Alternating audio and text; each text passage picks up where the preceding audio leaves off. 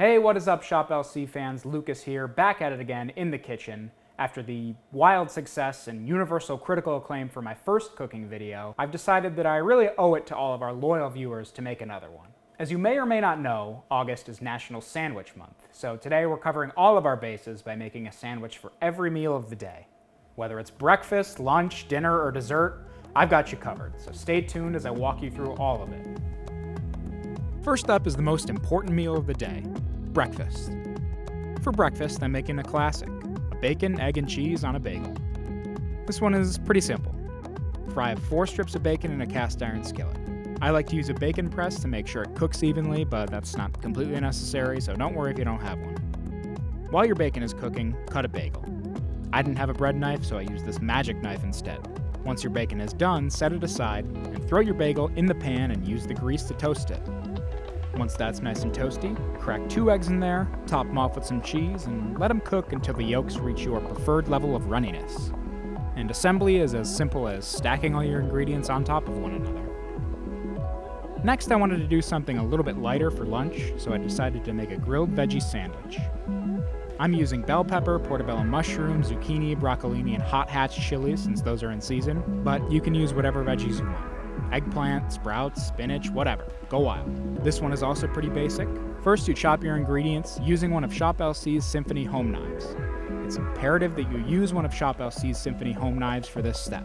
The recipe will not work without them. I'm kidding, but they are really nice knives. Once your veggies are chopped, put them in a pan with some olive oil. You can also grill your veggies on a charcoal or gas grill. Just be sure to brush them down with some oil and sprinkle them with salt before you grill them. Once your veggies are cooked, you're going to want to do basically the same thing you did with the bagel, but with a sub roll. Cut it, toast it, put it on a plate. From here you can add cheese, mayo, or whatever other accoutrement you may want. I went with some provolone cheese that I melted with a creme brulee torch because I wanted to get a little bit wild. Pile everything high like you're in a Scooby-Doo cartoon and dig in. For dinner, we're having Meatball Subs. The meatball recipe is pretty simple. To a bowl, add ground beef, egg, breadcrumbs, a splash of milk, garlic powder, onion powder, oregano, dried basil, salt, pepper, Parmesan cheese, and a partridge in a pear tree. Work it with your hands to ensure that everything is all mixed together before portioning onto a parchment-lined baking sheet. Pop these in a 400-degree oven for about 15 to 20 minutes. While they're cooking, we're going to make our pasta sauce. You can buy sauce in a jar from the store, but where's the fun in that?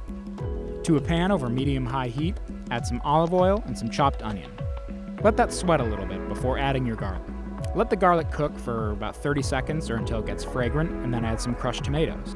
I usually use a 28-ounce can, but the store was out of those, so I used 2 15-ounce cans instead. You do what you gotta do. Let the sauce simmer, and once your meatballs are done, plop them in the sauce and let them continue to simmer for about half an hour.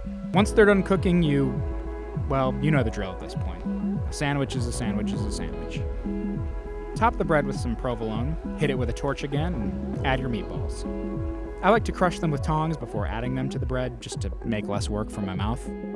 And finally, what sandwich-based meal plan would be complete without dessert? First, the cookies. Add butter-flavored Crisco, brown sugar, milk, and vanilla extract to the bowl of a Shop LC Symphony Home stand mixer. You can use whatever stand mixer you have, or even a hand mixer for this, but I work for Shop LC, so I get to use one for free. Mix the ingredients until they just come together before adding an egg. Incorporate the egg into the mixture before adding flour, salt, and baking soda. When all this is mixed together, toss in some semi-sweet chocolate chips and fold them in by hand.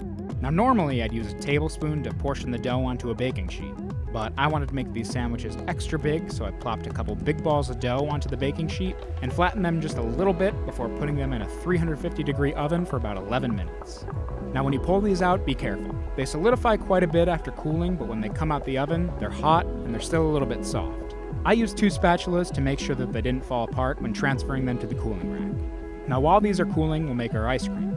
To your mixing bowl, add some heavy whipping cream and vanilla extract. Beat that with a wire whisk attachment for about 3 minutes or until stiff peaks begin to form. Once they've formed, add a can of cold, sweetened condensed milk and beat again. It should come out with the consistency of like extra thick whipped cream. From here, it's a good idea to chill it in the freezer for a little bit so it can solidify before making your final sandwich. Again, the assembly is simple. Spread your ice cream on one cookie and top it off with another before throwing the sandwich back in the freezer. The ice cream takes a while to set, so be patient.